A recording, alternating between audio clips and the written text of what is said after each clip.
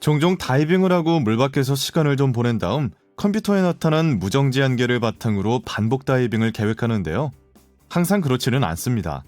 때로는 어느 정도의 수심에서 얼마나 오랫동안 다이빙을 할지 알고 있기 때문에 대신 두 다이빙 사이의 휴식 시간을 계획하죠.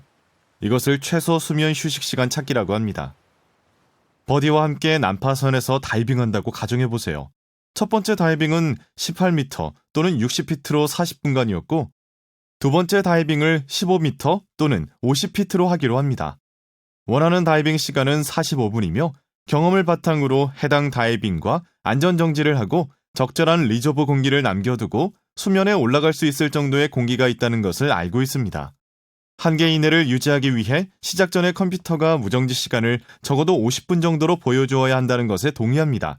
그렇다면 18m 또는 60피트로 40분간 다이빙한 다음 얼마나 기다려야 50m 또는 50피트에서 무정지 시간 50분을 얻을 수 있을까요? 한 가지 방법은 컴퓨터에 원하는 시간이 나타날 때까지 주기적으로 무감압 한계를 스크롤하는 것인데요. 정확하지 않게 들리겠지만 경험이 쌓이면서 수면 휴식 시간 동안 얻게 될 무정지 시간에 대해 감을 잡게 될 겁니다. 다른 방법은 다이빙 컴퓨터의 계획 모드를 사용하는 것이죠. 일부 기종에서만 이 기능을 제공하는데요. 다이빙을 마친 후 수면 휴식 시간과 수심을 입력하면 컴퓨터의 무정지 시간이 출력됩니다. 이 기능에 대해서는 제조사 설명서를 참고하거나 강사와 상담하세요. 다이빙 계획 앱이나 RDP 테이블 또는 ERDP-ML을 사용해도 최소 수면 휴식 시간을 찾을 수 있습니다. 다이빙 컴퓨터의 값과 정확히 일치하지는 않지만 수면에 머물러야 하는 시간에 대해 올바른 근사치를 얻을 수 있습니다.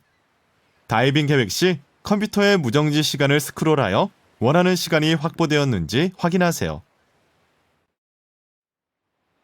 다이브 테이블과 다이빙 컴퓨터에 사용하는 감압 모델은 해수면에서의 다이빙을 바탕으로 하죠.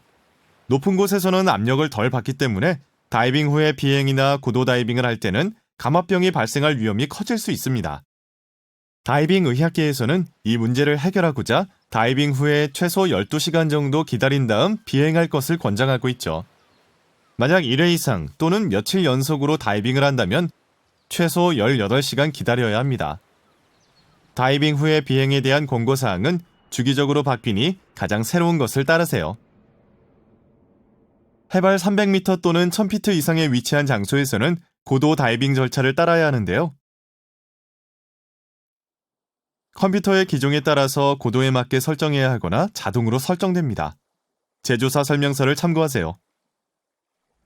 다이브 테이블을 사용할 때는 실제 수심을 압력 차이에 맞게 조절한 이론적 수심으로 변환해주는 특별한 표를 사용하죠. 높은 곳에서 개방수역 다이빙을 할 때는 강사가 이러한 옵션으로 도움을 줄 겁니다. 저체온증을 예방하기 위해 보온을 해야 하며 과로를 예방하기 위해 편안하게 다이빙해야 한다고 배웠습니다. 춥거나 힘들게 활동하는 것은 감압병 위험을 증가시키는 원인이 될 수도 있는데요. 춥거나 힘든 활동을 피하려고 해도 예상했던 것보다 더 춥거나 힘든 활동을 하는 것 같다면 평소보다 훨씬 더 보수적으로 대처하세요. RDP 테이블이나 ERDP-ML을 사용할 때는 실제 수심보다 4m 또는 1000피트 더 깊게 해서 찬물 또는 힘든 다이빙을 계산하세요. 안전정지는 특히 신중한 대처일 수 있죠. 뜻하지 않게 무정지 한계를 넘어버리면 컴퓨터가 비상감압 정지 수심과 시간을 알려줄 겁니다. 표시된 정지 수심보다 얕은 곳으로 상승하지 마세요. 수면으로 상승할 수 있는 시간 또는 비상감압 정지가 1회 이상일 때 다음 정지 시간을 컴퓨터가 알려줍니다. 비상감압 정지를 완료하는 것이 중요하다고 해도 그것 때문에 공기를 모두 사용해서는 안 됩니다. 공기가 적으면 가능한 만큼만 정지를 완료하되 수면으로 이동해서 출수할 정도의 공기를 아껴두세요. 수면으로 올라온 후에는 안정을 찾고 가능하면 응급산소로 호흡하고 감압병 증상이 없는지 몸을 관찰하세요. 최소 24시간은 다이빙하지 마세요. 많은 다이빙 컴퓨터는 필수 감압 정지가 완료되지 않으면 해당 시간 오류 모드로 전환되어 잠깁니다. 폐 과팽창과 감압병에 대한 응급처치는 동일하므로 다이버를 도와줄 때는 두 질환을 구분할 필요가 없습니다. 다이빙 커뮤니티에서는 두 질환을 모두 감압질환 또는 DCI로 묶어놓았죠. 무반응 다이버를 도울 때는 3장에서 배운 절차를 따르세요. 다이버의 호흡을 감시하고 필요하면 CPR을 제공하세요. 응급구조대에 연락하세요. 지역 응급구조대가 있으면 그것도 포함합니다. 다이버를 누운 상태로 두고 응급산소를 공급하세요. 반응이 없고 호흡을 하는 다이버는 왼쪽으로 눕히고 머리를 받쳐주세요. 이렇게 말이죠. 응급구조대가 올 때까지 응급처치를 하세요. 거의 모든 DCI 상황에서는 제압 챔버에서 다이버를 압력 상태로 되돌리고 장시간 치료를 하는 것이 필수입니다. 지체하지 말고 응급처치와 치료를 제공하세요. 치료를 빨리 시작할수록 증상이 영구적으로 남을 위험성이 낮아집니다.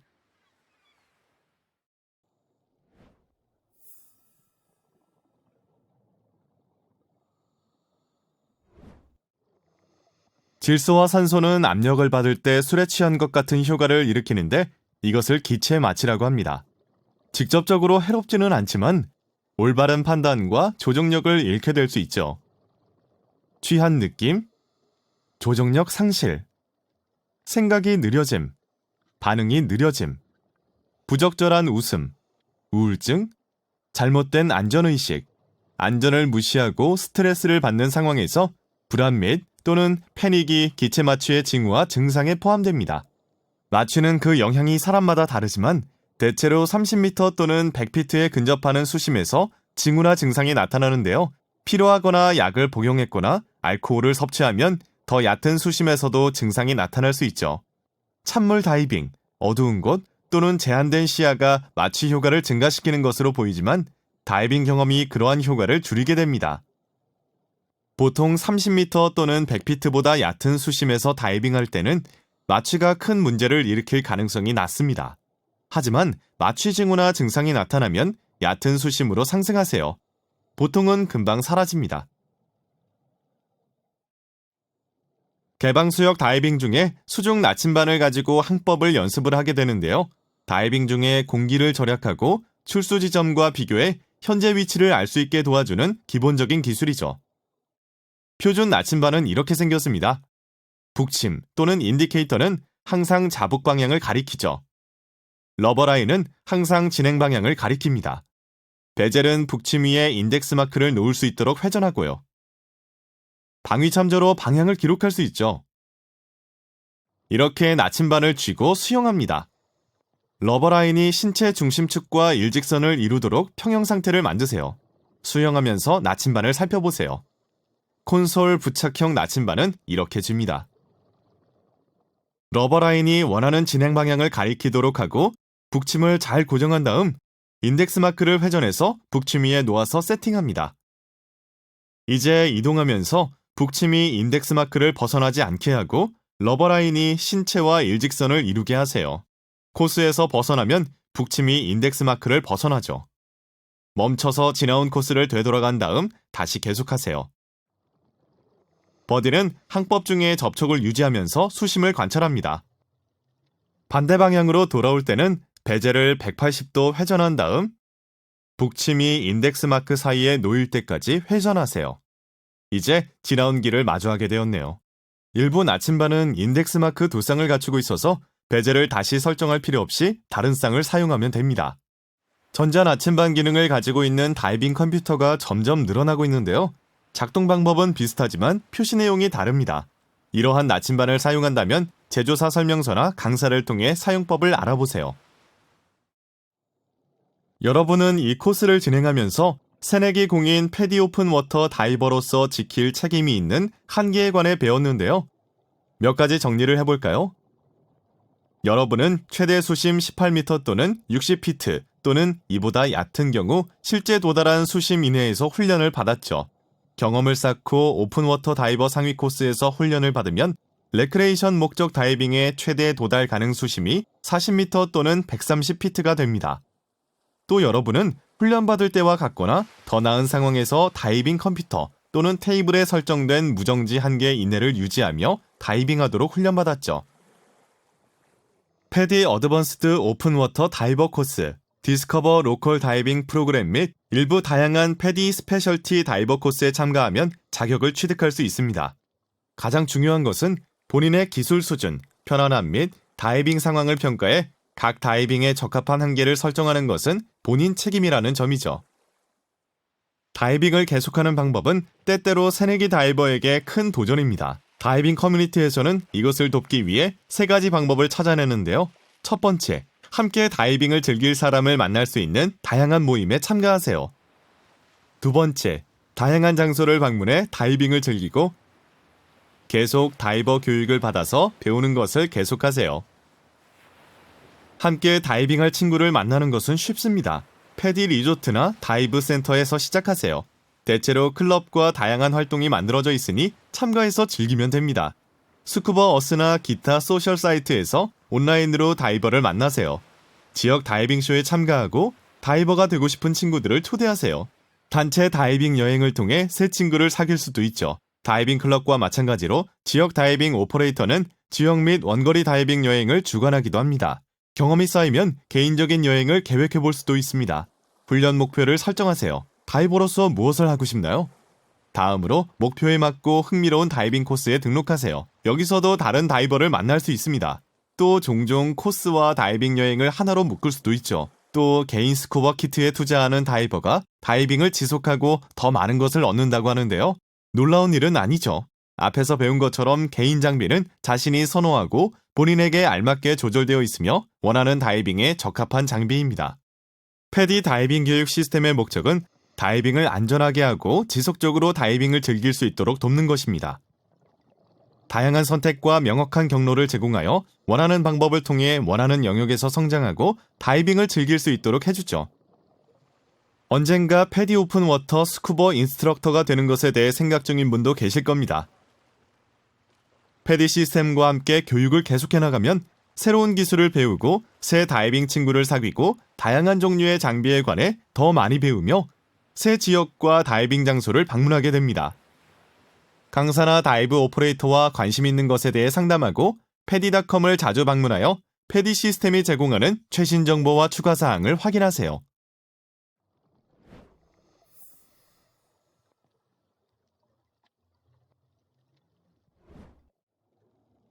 수중에서 키트를 벗고 다시 착용하는 일은 매우 드물지만 엉킴을 풀거나 시간이 어느 정도 지나 조정이 필요할 때처럼 혹시라도 필요한 상황에 대비해서 방법을 배워두는 것이 좋습니다.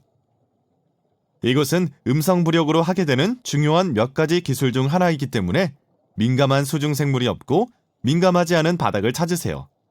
여러분의 키트, 특히 웨이트 통합식 BCD를 벗은 후에 음성 부력을 갖추고 무릎을 꿇으면 안정적인 통제에 도움이 됩니다.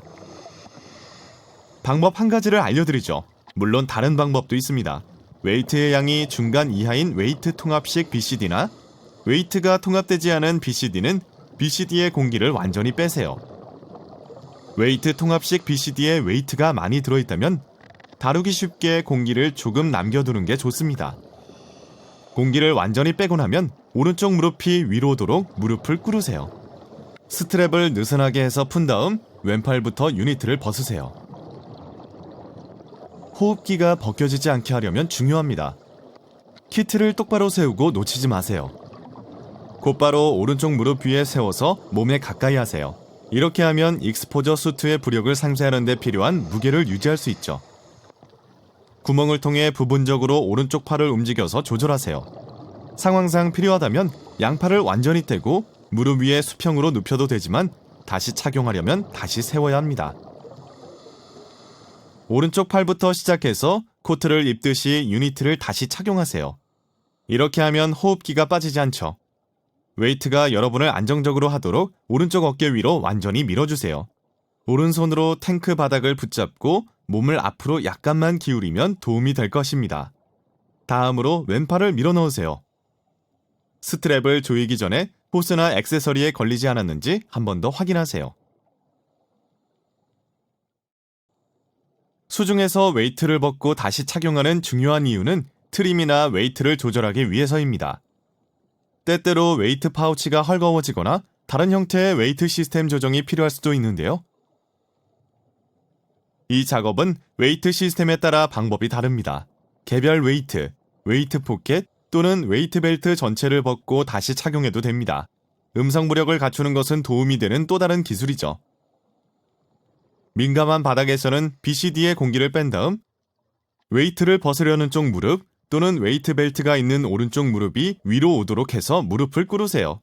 웨이트 포켓이나 웨이트를 벗고 무릎 위에 놓으세요. 수면에서 하듯이 다시 착용하세요. 대체로 몸을 뒤로 기울이면 제자리로 미끄러져 들어가므로 도움이 되죠. 강사가 여러분의 키트에 적합한 기술을 시범할 것입니다. 웨이트 벨트를 사용한다면 버클이 있는 쪽, 즉 왼쪽을 풀어서 등 뒤쪽으로 당기고 무릎 위에 걸쳐두세요. 이렇게 말이죠. 화면에 보이는 것처럼 수면에서 하듯이 다시 착용하세요. 착용한 다음에 등 쪽에 허리에 놓이도록 몸을 굽히거나 앞으로 엎드려서 얼굴이 아래를 향하게 하세요. 이렇게 하면 버클이 팽팽하지 않아 다시 착용하기 쉬워집니다.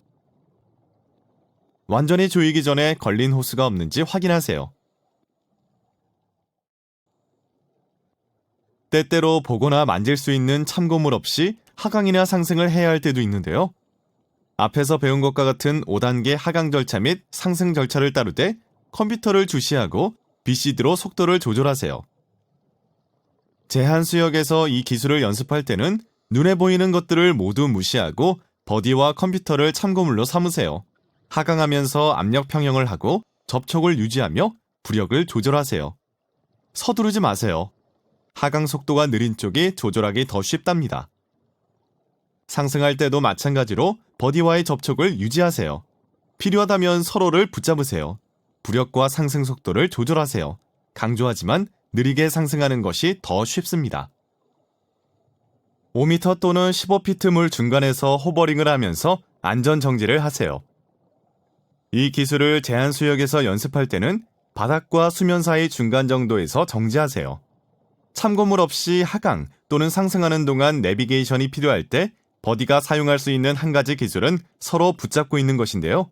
한쪽이 하강 또는 상승, 수심과 속도를 조절하는 동안 다른 쪽이 내비게이션을 하는 거죠. 제한 수역에서도 연습할 수 있습니다. 코스 중에 미니 다이빙을 1회 이상 연습할 텐데요. 미니 다이빙은 개방 수역에서 하듯이 실제 다이빙 절차를 연습하는 시뮬레이션 다이빙입니다.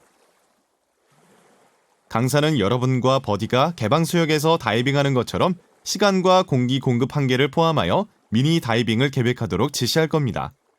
다이빙 전 안전 점검을 하고 설 수 없는 깊은 물에 대한 적절한 입수법과 출수법을 사용하세요.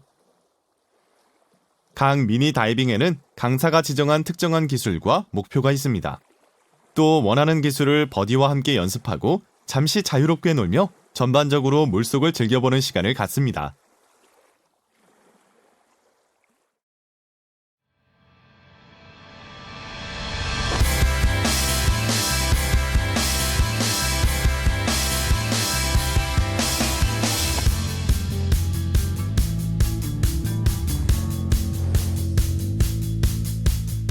다이빙을 배우는 것은 어려울 수 있지만 동시에 값지고 신나며 새롭습니다.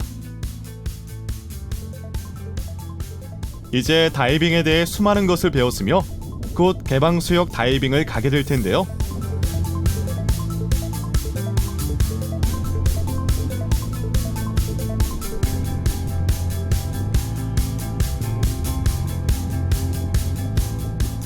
패디 오픈워터 다이버가 되는 것은 즐겁고 만족스러운 일이지만 그저 시작일 뿐입니다.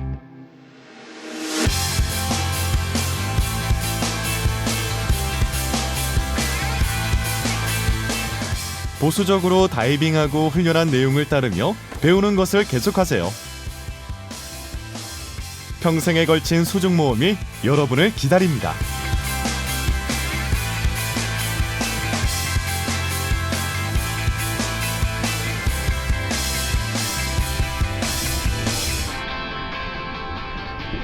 다이빙의 세계에 오신 것을 환영합니다.